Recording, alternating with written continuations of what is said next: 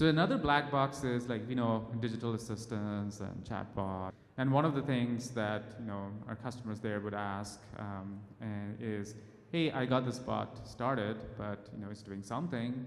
I don't know how well it's doing. And I pretty much know that there are areas to improve, and I need to constantly figure out and improve stuff. Like, Christy, you own a bot, and you have implemented this. Tell us the past and the maybe present and where you're going in the future with it. Thank you. Yeah, so we do have a bot, and he's a couple of years old now. Does identify as a he, so that's why I say he. But lots of conversations, right? We know over 100,000 of conversations have taken place, and it wasn't really until I was able to implement the Cuein model to sit on top of these conversations that I really understood, what everybody was talking about in the chat. Obviously, we can go, and we did. We read our chats, and if we had a survey, we would go look at them.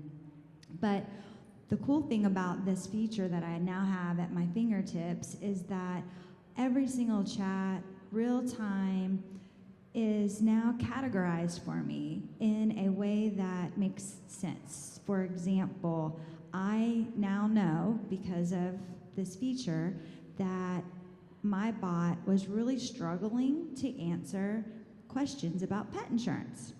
And pet insurance is like any other insurance. I said I was in the benefit administration, but pet insurance is really important to a lot of people, and we offer that. And it's a typical, easier type question to answer, and our bot was just confused. And I didn't know this. And it wasn't until Cuein came in and almost instantaneously, sitting on, like I said, 100,000 records, came to me and said, hey, Kirsty, your bot is not answering any of your pet insurance questions. And I said, really? I mean, it's one of the easiest questions that, we could probably address.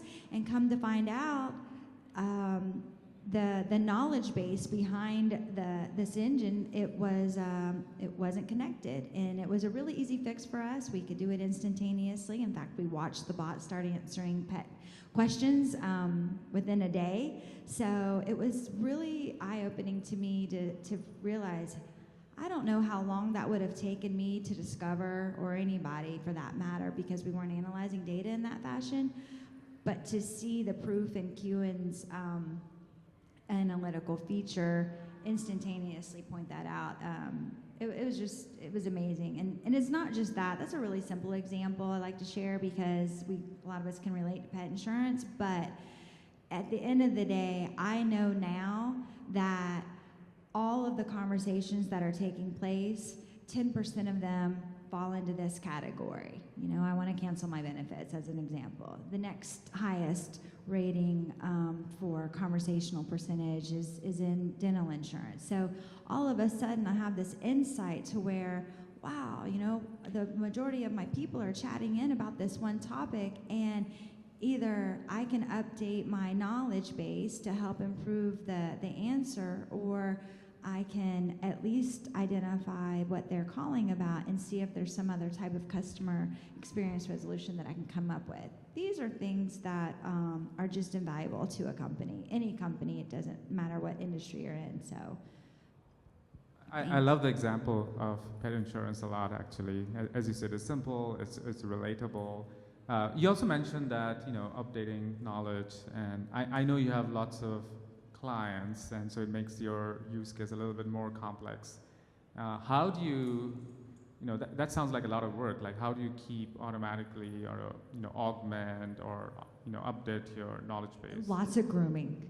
Yes, the bot is in a continuous improvement learning environment, and I can't imagine the bot never being in that. And so essentially, the way that, I'll give you a good example. So the bot would have a high propensity to say, you know what, let me just get you to an agent really quickly. And it was really because there was lacking of confidence in the knowledge base that was sitting behind the scenes. And so my friends Cuein here, when they started analyzing some of the conversations that the bot was having, it led us down the path to say, oh, he's actually not answering the question because he's lacking some of the information. Let's go feed the information, and you're constantly feeding the information. And so you see instantaneously, like, oh, this is the question, now here's the answer. The bot does good the next time, the second time around. And then just adding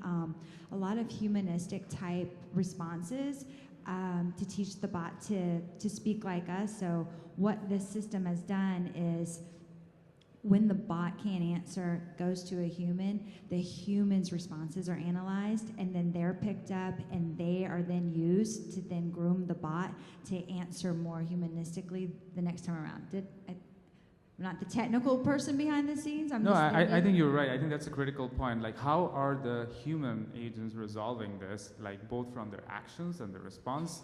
You know, if you can feed that back in to the loop of the teaching the AI assistant, it gets better over time.